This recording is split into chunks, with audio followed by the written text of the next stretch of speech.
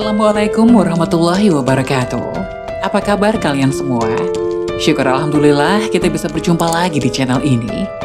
Salawat dan salam selalu tetap tercurah kepada junjungan kita, Nabi besar Muhammad Shallallahu Alaihi Wasallam. Tidak lupa kami sampaikan salam sehat, salam sejahtera. Semoga kita semua tetap dalam lindungan Allah Subhanahu wa Ta'ala. Seperti biasa, kita akan berbagi kisah dari yang unik, menarik, sampai bikin nangis. Semoga bermanfaat.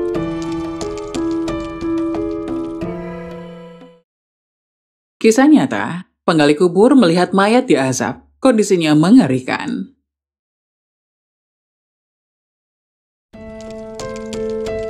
Menjadi seorang penggali kubur memang punya banyak pengalaman dari fenomena-fenomena mustahil sampai kejadian mayat yang akan ditimbun tanah.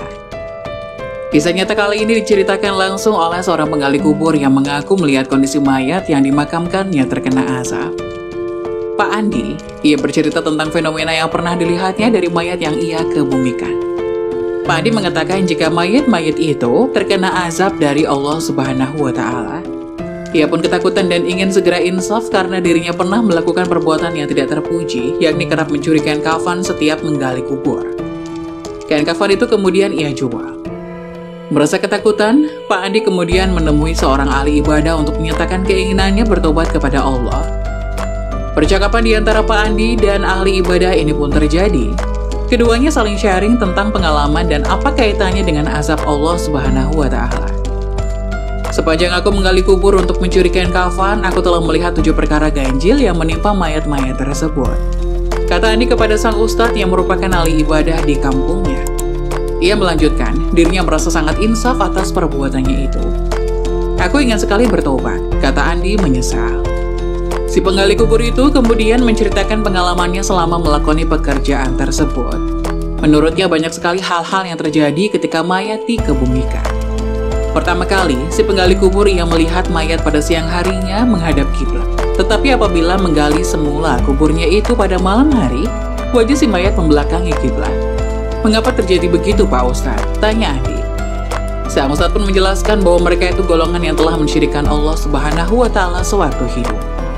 Lantaran Allah menghinakan mereka dengan memalingkan wajah mereka dari menghadap kiblat, bagi membedakan mereka daripada golongan muslim yang lain. Jelas sang Ustadz.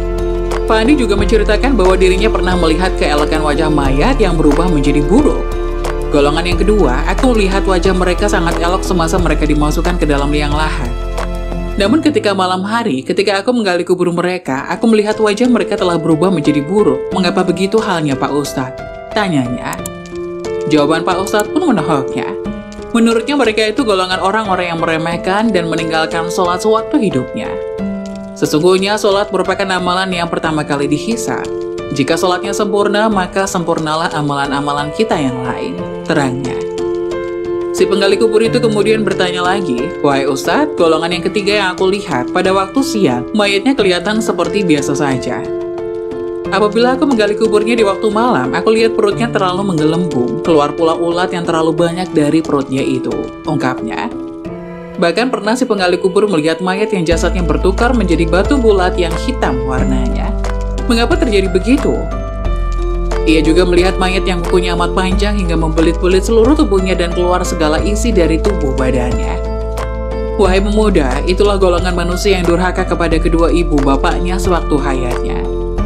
Sesungguhnya Allah Subhanahu wa Ta'ala sama sekali tidak ridho kepada manusia yang mendurhakai ibu bapaknya. Mereka itulah golongan yang gemar memutuskan silaturahim. Semasa hidupnya mereka suka memulakan pertengkaran dan tidak bertegur sapa lebih dari 3 hari. Bukankah Rasulullah Shallallahu Alaihi Wasallam pernah bersabda bahwa sesiapa yang tidak bertegur sapa melebihi 3 hari bukanlah termasuk dalam golongan umatnya? Kemudian golongan keenam yang dilihatnya, sewaktu siangnya lahatnya kering kerontang. Tatkala malam ketika aku menggali semula kubur itu, mayat tersebut terapung dan lahatnya dipenuhi air hitam yang amat busuk baunya. Dan untuk terakhir, si penggali kubur melihat wajah mayat senantiasa tersenyum dan berseri-seri wajahnya. Mengapa demikian? Tanya Andi kembali. Mereka itulah golongan manusia yang berilmu, dan mereka beramal pula dengan ilmunya sewaktu hayat mereka. Inilah golongan yang memperoleh keridhaan dan kemuliaan di sisi Allah Subhanahu wa Ta'ala, maupun sesudah matinya, kata sang ustadz. Semoga penjelasan tadi dapat memberikan hikmah dan manfaat untuk penonton semuanya.